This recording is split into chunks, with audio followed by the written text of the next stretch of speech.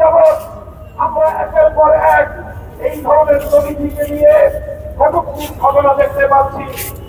দুপুর শর্মার ঘটনার দেশ থাকতে না থাকতে রামগিরির এই ঘটনা, মহারাষ্ট্রের এই ঘটনা, সবগুলো ঘটনা চোখে আন্দোলনে স্পষ্ট করে দিচ্ছে ভারতের ক্ষমতাসীন নরেন্দ্র মোদীর নেতৃত্বাধীন বিজেপি হলো ইসলাম এবং মুসলমানদেরকে উস্কানি দিয়ে এক নতুন যুদ্ধের জনবরস্ত বাধাবাদ পায়তারা চালাচ্ছে। আমরা পরিষ্কার ভাষায় বলবো, আমাদের ভাবেই আমাদের প্রকৃতিকে বিপরীত করতে থাকো, আমাদের পবিত্র ধর্মের উপর যদি উপর্য করে আঘাত করতে থাকো, তাহলে এটা আমরা আমাদের বিরুদ্ধে যুদ্ধের কামনা হিসেবে গ্রহণ করব।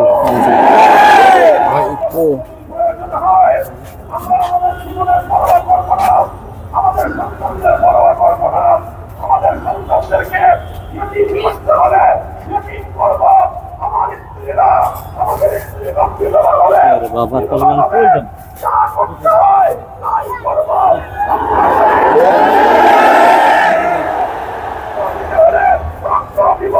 জীবন দিতে হলে জীবন দেব, যুদ্ধ করতে হলে যুদ্ধ করবো।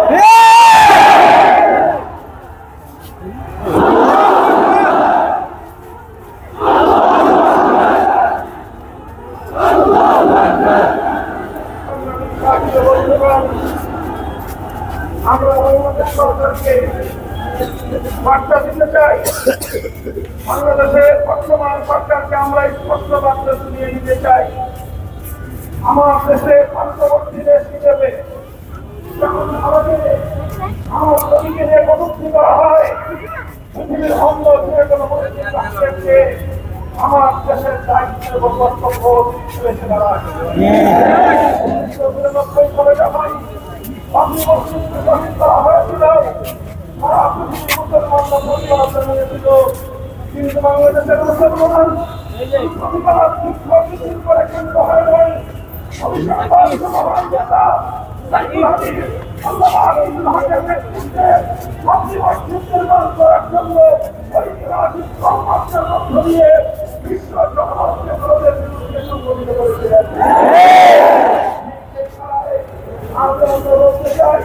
বাংলাদেশের জনগণ এবং বাংলাদেশের সরকারের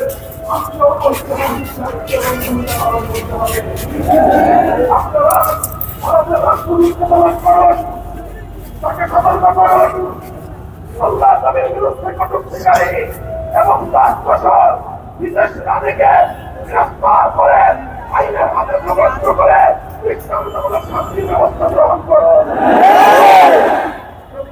সরকার আমাদের ব্যর্থ হয়, বাংলাদেশের রাষ্ট্র এবং সরকারের রাষ্ট্রনাথ হিসেবে এটা প্রমাণিত হবে আমাদের কাছে।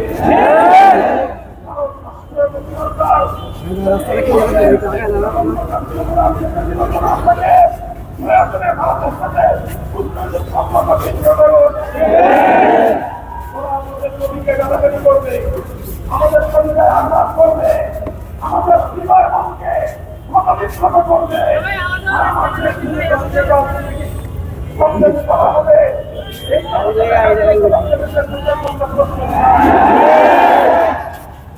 ওদের সঙ্গে বাণিজ্য সকল বন্ধ করে দেন।